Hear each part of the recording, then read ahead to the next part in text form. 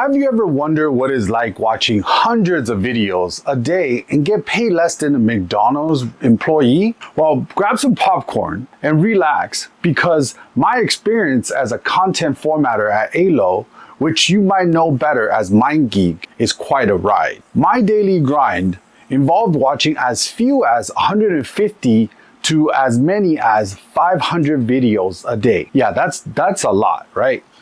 I was like a watching video machine. My job was to update the metadata, make sure the videos were in the right category, and tweak the thumbnails. My brain felt like it had run a marathon while juggling on a unicycle. Let's talk about the pay. The job started at $30,000 Canadian.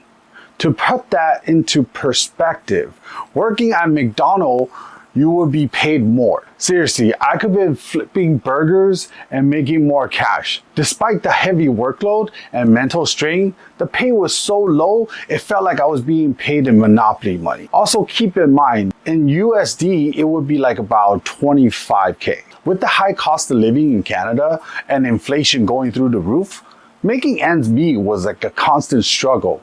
Rent alone was astronomical. I was spending like 75% of my salary just making sure to keep a roof over my head. Talk about scraping by. Things got even tougher after the company rebranded to Aylo. They changed their SEO strategy, which meant our job of editing video tags and categories got way more complicated.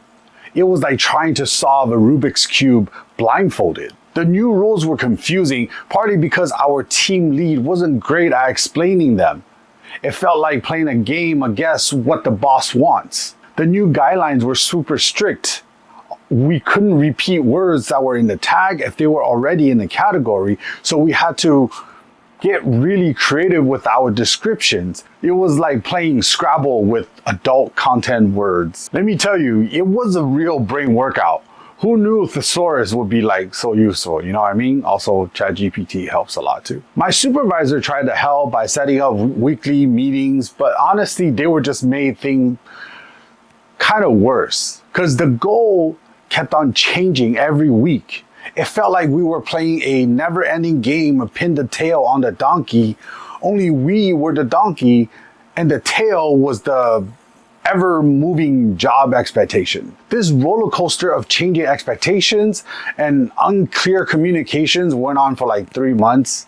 It was like hella stressful, and eventually I got fired. So after I left, I found out they eased up on the rules. Maybe the content manager finally realized how unrealistic they were, or maybe another new hire quit because the workload wasn't worth the $30,000 salary. If you're in Quebec, in Montreal, thinking about joining Aylo, formerly known as Mindgeek, Pornhub, on the content team, here's what you should know. As of June 1st, I think the pay is still at $30,000. So you're not gonna exactly making it rain over here. I mean, 2, you'll be watching a lot of adult content, like a lot of porn. Hope you like it more than Netflix binges. And no matter how prepared you think you are, the sheer volume of adult content is intense.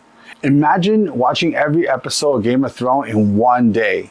Every day. What do you think? Do you think you can handle this job? Let me know in the comments. I forgot to record an outro for the video. Even though I don't have a job right now, but I have a lot of plans to get my life and my financial situation like back on track. So like and subscribe, and I'm gonna have a lot of content coming. So stay safe and stay happy. I will see you guys in the next one.